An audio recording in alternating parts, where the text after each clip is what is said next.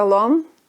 Šiandieną džiaugiamės su jumis kartu, susitikdami ir galėdami kartu gilintis, kas yra gyvenimas ir gyvenimas pertekliuje, gausoj. Kaip ir iš kur būtent tai, kad Dievas ir sakė, kad Jėzus sakė, kad jis atėjo duoti gyvenimo ir gyvenimo su perteklium, iš kur ir kaip mums tą gyvenimą pasiimti čia, kol esam žemėje.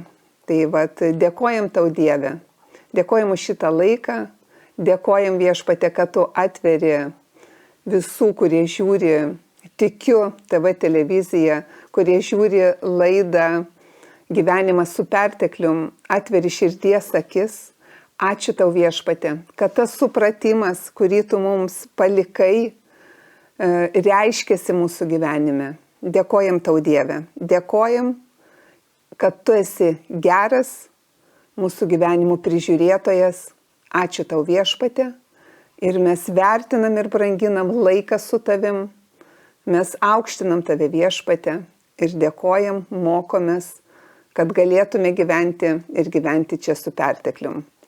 Tai grįžkim prie švento rašto ir tai, ką Jėzus sakė, Jono 10 skyrius ir 10 eilutė. Ir Jėzus ką sakė, kad vagis ateina tik vogt, žudyt ir naikint. Aš atėjau, kad galėtumėt turėti gyvenimą ir kad apsčiai jo turėtumėt.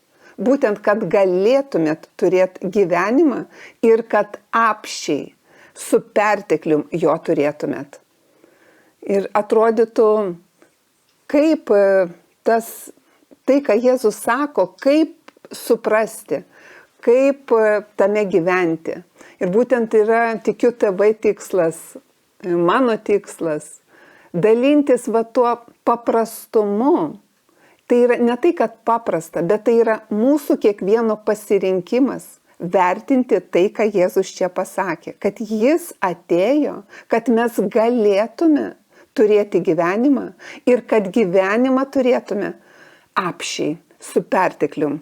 Ir Jėzus ką čia norėjo pasakyti ir sako aukščiau 3 ir 4 kitose eilutėse Jono 10 skyriuje, kad avys girdi jo balsą. Aš gal paskaitysiu nuo 3 eilutės, kas yra, man labai svarbu pasirodė, kad avys klauso balso Viešpaties, jis šaukia savąsias avis ir jas išveda. Kaip įdomu, kad yra akivaizdžiai bendravimas, tikėjimas Viešpačiu. Jis sako šaukia mus, savo vaikus, ar ne, šaukia, o iššaukia kaip per savo paliktus žodžius. Ir avis ką daro, girdi jo balsą. Vadinasi, ką šiandien mes ir darom, skiriam laiko gilintis, vertinti ir branginti tai, ką Jėzus sako, kad jis mus šaukia. Mes maitinamės, mes skiriam laiką, Viešpatį branginam jo žodžius, mes girdim jo balsą. Ir toliau sako 3 eilutė, kad jis išveda. Nes tie, kurie girdi, klauso ir seka Kristumi, jis sako išveda savąsias avis. Bet kad man klausyti ir sekti, man reikia pažinti Viešpatį. Pažinti ir suprasti, žinoti jo pažadus. Be abejo, mes visi žinom, kad Dievas yra geras ir mus myli. Be abejo, tai yra gera žinia, Evangelijos žinia, kad Dievas tikrai yra, kad mus pamilo taip, Viešpats, kad atidavė savo sūnų už mus. Ir tai yra nuostabi žinia.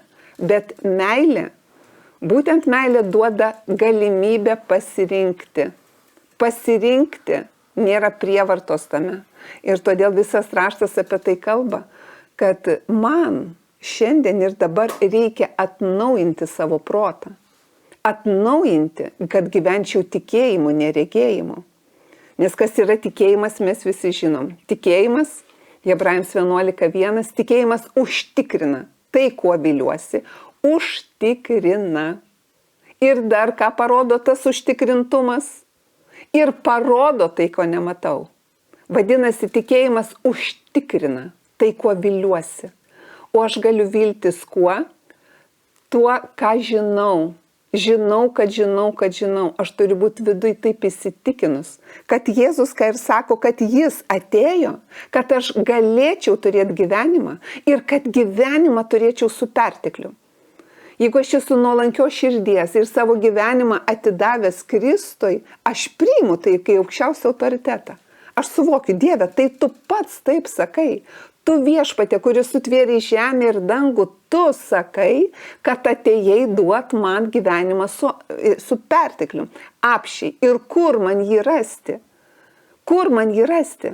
Ir toliau kitose rašto vietose, man atrodo, Jono 6 skyriui, Jėzus ir sakė, kad dvasia teikia gyvybę, o kūnas nieko neduoda. Kad būtent dvasia mums teikia gyvybę. O dvasia yra Dievo žodžiai, pats Dievas yra dvasia, jis yra nematomas. Aš galvoju, kaip dar aiškiai gali Dievas pasakyti. Jis ir sako, kad dvasia teikia gyvybę, o kūnas nieko neduoda. Ir kur man tą dvasią atrasti, kaip man tai suvokti ir suprasti? Gerbėmieji, tik tikėjimu, kad Dievas yra geras, kad Dievas tikrai yra ir kad Dievas išsirinko šiandien kiekvieną, kuris patikės. Jeigu jūs nuolat žiūrite Tikiu TV laidas arba Agapė Bonum YouTube kanalo esate klausytojai, aš nuolat ir pastoviai apie tai kalbu, kaip žmogui reikia atnaujinti savo protą, kad patikėti tai, kad Dievas sako, ir iš to nematomo, kad jum taptų realybė. Tai reiškia, kad Dievo žodžiai, kad Dievas sako, man taptų realūs. Kad taptų realūs, nes būtent ten Dievo pažaduose yra sudėta tai, ko aš galiu laukti, kur aš turėčiau lūkestį, ką ir tikėjimas sako, kad tikėjimas užtikrina tai, ko viliuosi. Aš turiu turėti užtikrintumą, aš turiu turėti lūkestį, kad manęs laukia gera. Ne todėl, kad aš daug universitetų pabaigęs, ne todėl, kad aš sėkmingas, labai bendrai išsilavinęs, dėl to, kad mano tėvai kažkokie labai įtakingi. Bet tik todėl, kad aš esu Dievo vaikas, kad aš savo gyvenimą atidaviau Viešpačiui, kad aš gyvenu šiandien su Viešpačiu, gyvenu aukščiausio globoje ir mano gyvenimas priklauso Kristui. Todėl aš žinau ir turiu lūkestį, kad Dieve, tu rūpinėsi mano gyvenimu. Ir greičiausiai pas daugelį ir pas mane pačią būna situacijos, kur yra situacija vienokia, o tam, ko laukiu, yra Dievo pažadas arba tai, kad Dievas sako, yra visai kita situacija. Bet man ne į savo situaciją reikia žiūrėti, bet būtent pasitikėti tai, ką Viešpats sako savo žodyje. Ir tame laike pasilikti, užtikrintai laukti gerą. Va tame ir yra, nes Dievas yra atidavęs mums sveikatą, nes jis mirė dėl mūsų, kad mes gyventume jėgo ir sveikatui. Bet ar aš priimu tai? Jis atidavęs mums ramybę, nei dėl nieko nesirūpinti. Bet ar aš šiandien priimu tai kaip aukščiausią autoritetą? Ir aš žiūriu į nerimą, baimę, susirūpinimus, į, sakykime, tam tikrus ligos simptomus, blogus santykius su žmogum. Ar žiūriu į tas probleminės situacijas, ar problemose mokausi ir iškart atsigręžiu į Viešpatį. Į ką noriu atkreipdėmėsi? Kad gyvenimas su perteklium, apie kurį Kristus kalba, tai nereiškia, kad mūsų gyvenimo kely neatsiras jokio išbandymo ar sunkumų. Apie tai kalbos nėra. Yra kalba tik vien apie tai, kaip išbandymuose, kaip sunkumuose aš stoviu ir tvirtai laikausi Viešpatyje ir praeinu, kas bebūtų. Pavyzdžiui, Dovydas, kuris žmogus buvo pagal Dievo širdį, į savo gyvenime dažnai papuldavo aš dėl savo pasirinkimų, ar nebūtinai dėl savo pasirinkimų papuldavau į situacijas. Bet, pavyzdžiui, 26 psalmė, ką sako 13 eilutė, 26 psalmė, 13 eilutė, Dovydas ką sako. Paskaitysiu, kad nesumaišyčiau kažko. Aš tikiu, Dovydas sako, kad matysiu viešpaties gerumą gyvųjų žemėje.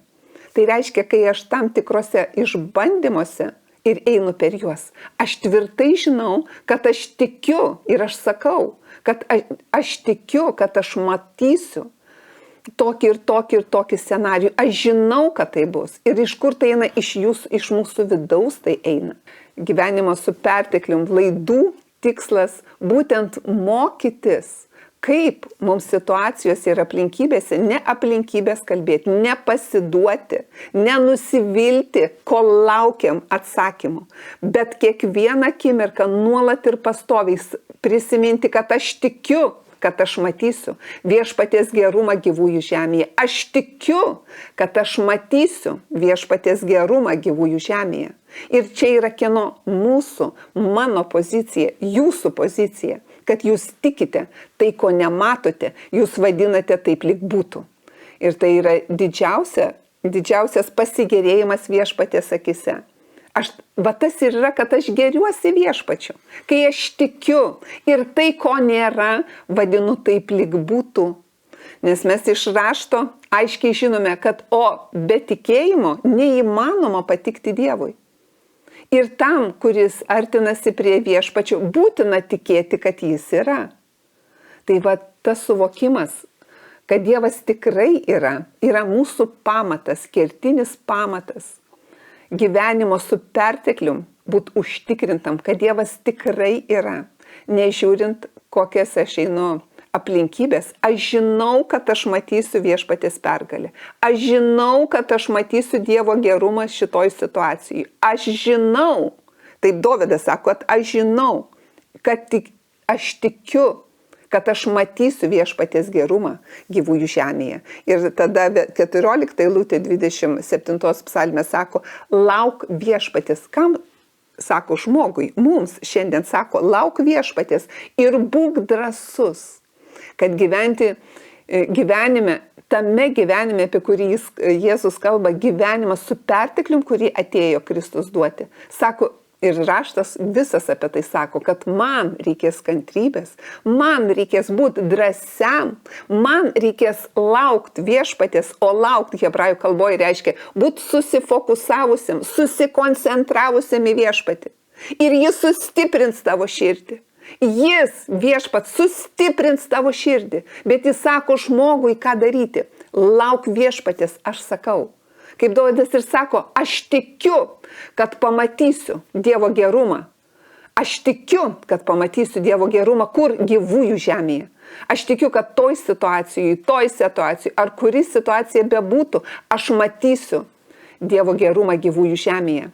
Ir čia yra, gerbėmieji, mūsų dalis, mūsų teisiųjų, Dievo vaikų, Dievo sūnų ir Dievo dukrų dalis.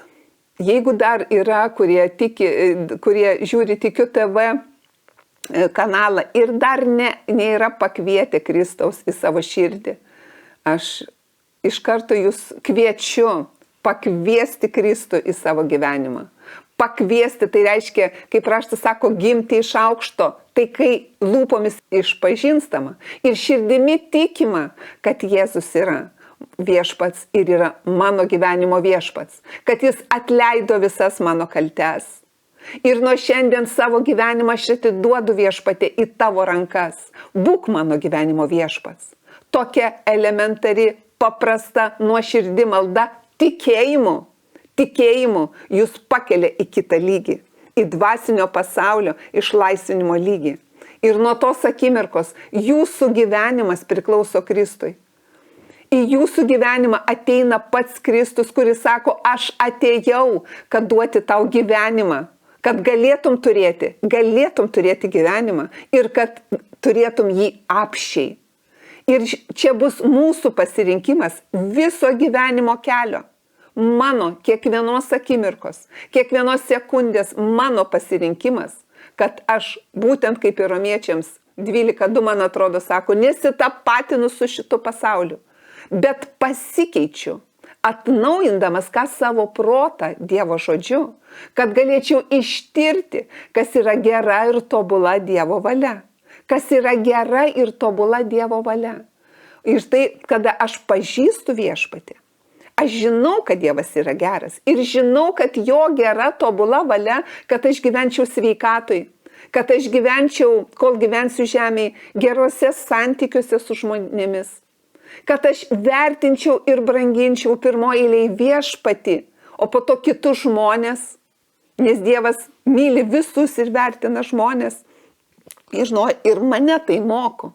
Tai reiškia pakvietus Kristų į savo gyvenimą.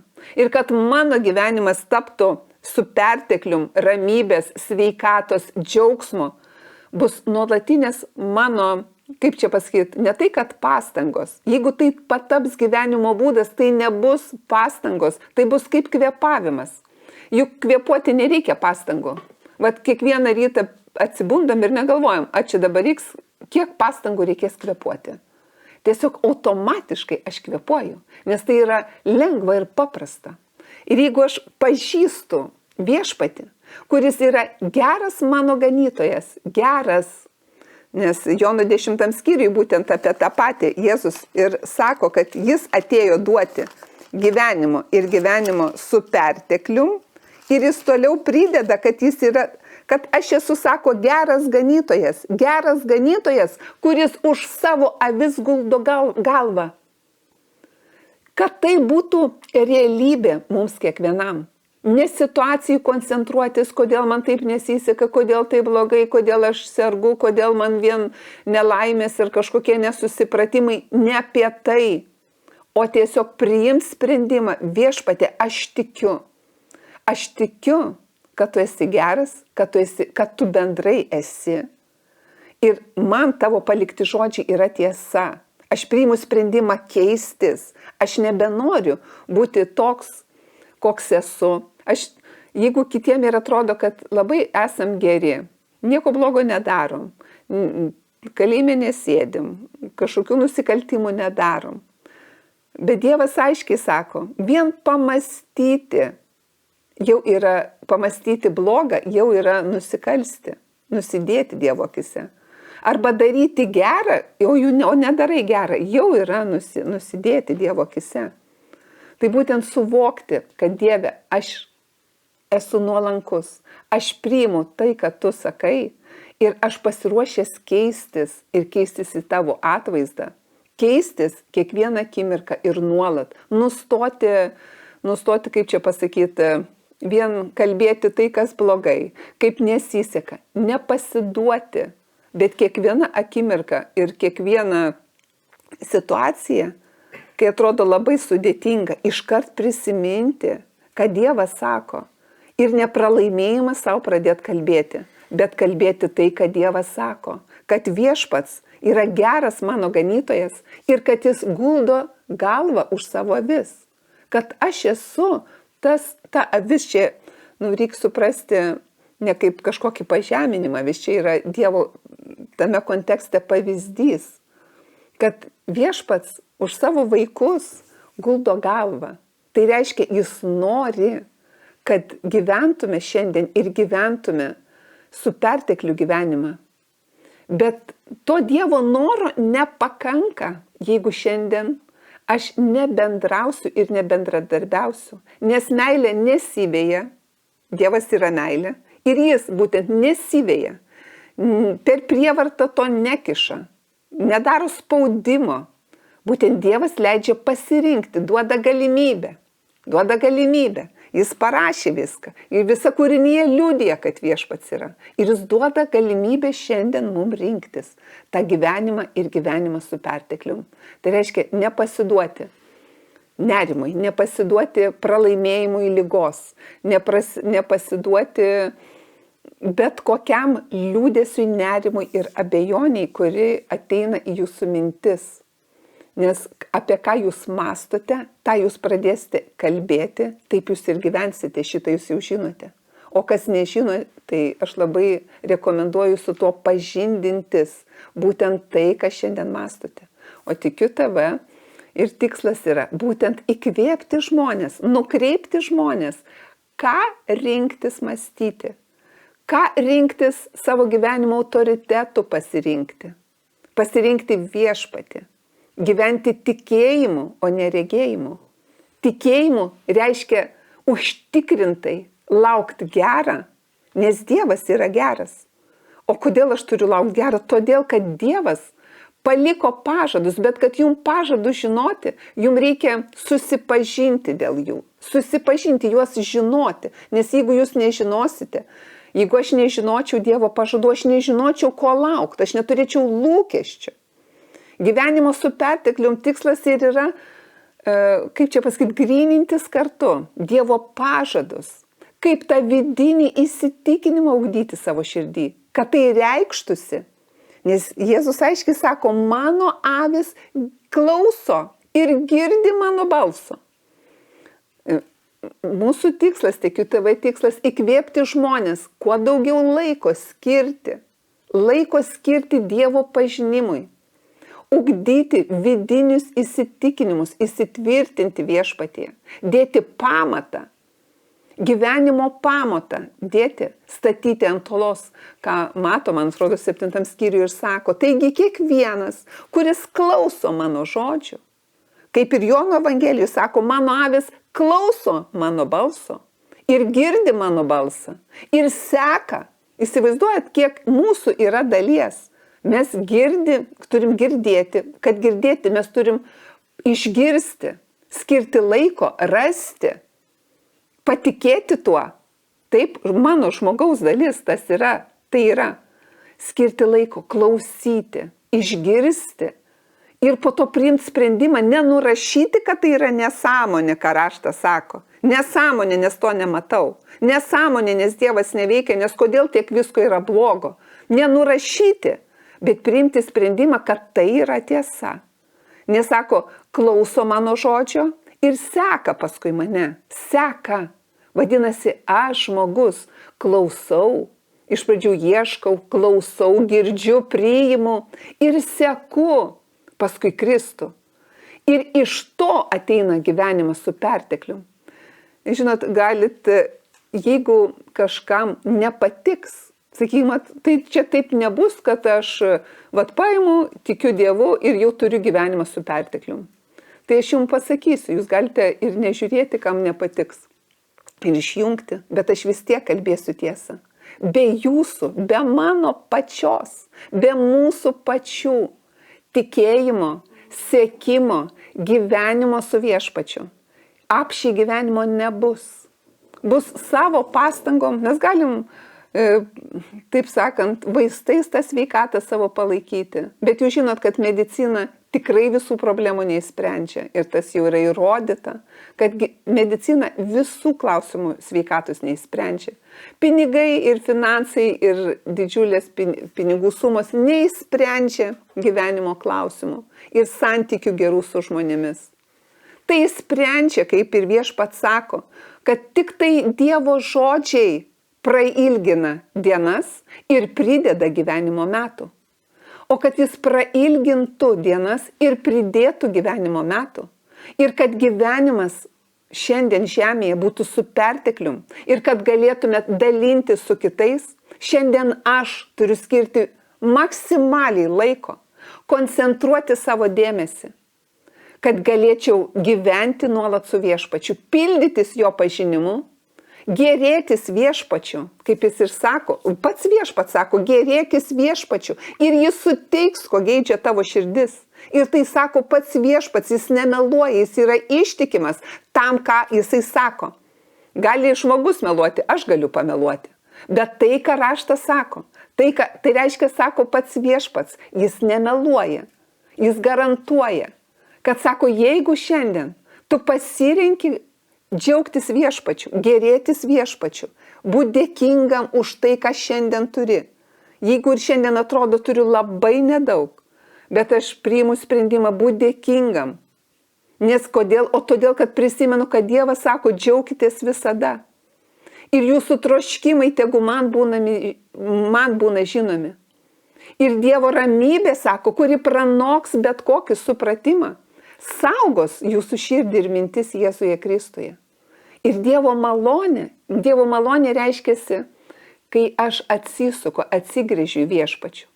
Tai be abejo, Dievas myli visus žmonės, be abejo, myli visus žmonės ir Dievas sukūrė žmonės, bet viešpats gali veikti žmogaus gyvenimą, kai žmogus pats gręžiasi, atsigręžia ir nori gyventi ir gyvena su viešpačiu ir tą gyvenimą su perteklium, taip sakant, ima.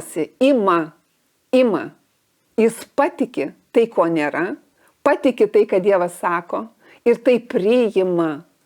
Mūsų tikslas ir dalis, ir mano tikslas, kol gyvensiu žemėje, būtent dalintis, kaip imti tą perteklių, tą viešpaties gerumą, viešpaties sveikatą, viešpaties išmintį ir supratimą. Kaip imti, kad gyventi ir kol gyveni žemėje, gyventi jėgoj sveikatoj, Dievo išminty, kad viskas, ką darai, tau klestėtų ir sektųsi, nes būtent tokia yra Dievo valia. Kaip tai priimti, kad tai būtų tikra ir iš nematomo taptų matoma, kaip priimti Dievo žodžius, kaip gyventi tame, kiekvieną kartą dalinsime su jumis. Be abejo, jūs klauskite, uždavinėkite klausimus, bendraukite, nes tai labai labai svarbu. Nes mano pačios tikslas, tikiu TV tikslas, Agapė Bonum YouTube kanalų tikslas, kad keisti ir įkvėpti žmonės laukti gerą, gyventi, pasirinkti gyventi žemėje, gyventi su viešpačiu ir amžinybėj pasilikti jame. Tai iki kitų susitikimų.